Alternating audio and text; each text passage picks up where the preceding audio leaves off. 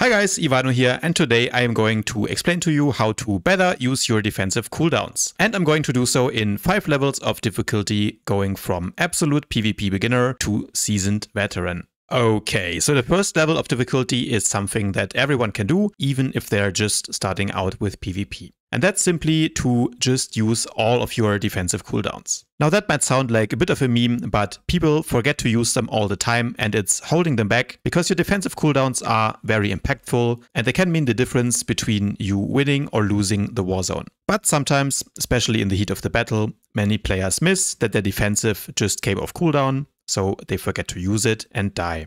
So be aware of what cooldowns you have when they're up and don't forget to use them.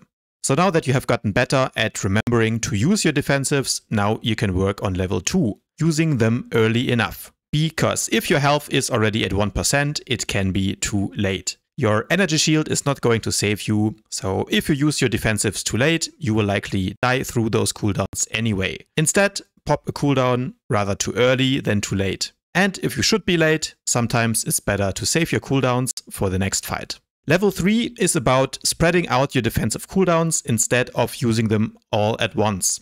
A lot of new players make this mistake. This is sometimes also called stacking your cooldowns, and it can happen when players are seeing their HP drop very fast, so they panic and start pressing all their buttons. And a better way to do it is to have a plan. And this is the level that a lot of players are on. So for example, on PowerTech, you might have some kind of rule in the back of your mind. Whenever my HP drops to around 50%, I use energy shield. Or you watched my sorcerer guide, so you know that you want to use your defensive abilities in the following order. And in general, that makes sense because it's good to use, let's say, Cloud Mind before Force Barrier, because Cloud Mind has a shorter cooldown of only 45 seconds compared to 2 minutes 30 with the utility on Force Barrier. So by using Cloud Mind first and then following up with Barrier, during the time that you will be in Barrier, your Cloud Mind cooldown is going to run down. So once you come out of Barrier, you might have it back up.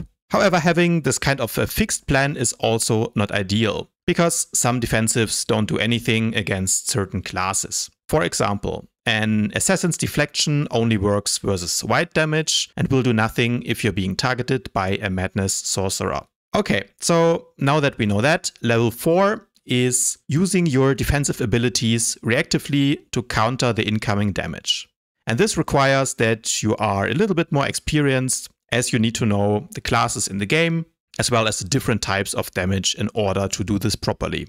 So if you are playing Assassin and a Sorcerer is hitting you, you will now use Force Shroud because you know that it counters yellow damage. And if a Marksman Sniper is hitting you, you will pop Deflection instead and save your Shroud because you know that Deflection counters white damage. Another example of reactive usage of defensives is to use your most powerful cooldown after you get bursted. And a lot of people do this. Say you eat a thermal detonator, energy burst combo for upwards of 160k and your HP drops to 30% or less. Well, shit, you're about to die, so you pop Reflect. And in general, that's of course not wrong, but there is an even better way to use your defensive cooldowns, and that's level 5.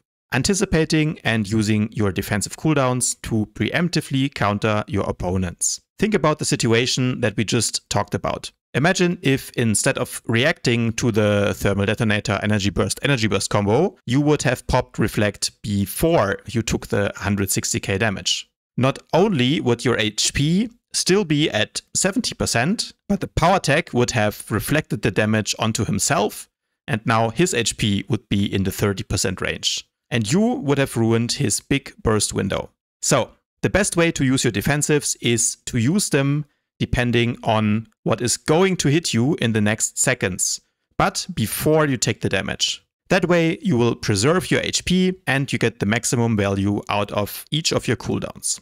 Okay, so this was a bit generic, so some more tips on how to actually do this in practice.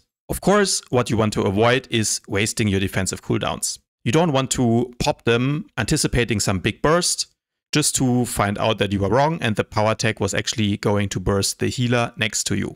So in order to use this technique properly, you need to learn a couple of skills. The first one would be knowing your enemy, and that means learning the key abilities and buffs of every class in the game, how exactly they work, what they want to do, and that will tell you how you can best counter them. If you want to learn more about that, I have a whole other video where I explain the most important ability for each class in the game, so check that out. Link is in the description below. The second thing you need to work on in order to apply this technique is awareness, and that means who is around you, because if you're alone, then it's very likely that the opponent is targeting you. But if you're in a group of 8, the chances drop, so awareness is very important. Also, you can use target of target to see if the opponent is really targeting you, so make sure that your interface is properly set up. And finally, you can use sound alerts to help you react a little bit faster when your enemy is popping a big offensive cooldown that you want to counterplay. If you want to see how to do that, I have another video where I go over exactly how my setup works and how you can customize your own alerts. And if that's something that you're interested in, again, check out the links in the description below. So that's it for today, guys. Hopefully you enjoyed this little guide. Let me know which of these 5 levels you are on in the comments below. And as always, guys, if you enjoyed this video, please remember to leave it a thumbs up, subscribe to my channel, and I'll see you guys tomorrow.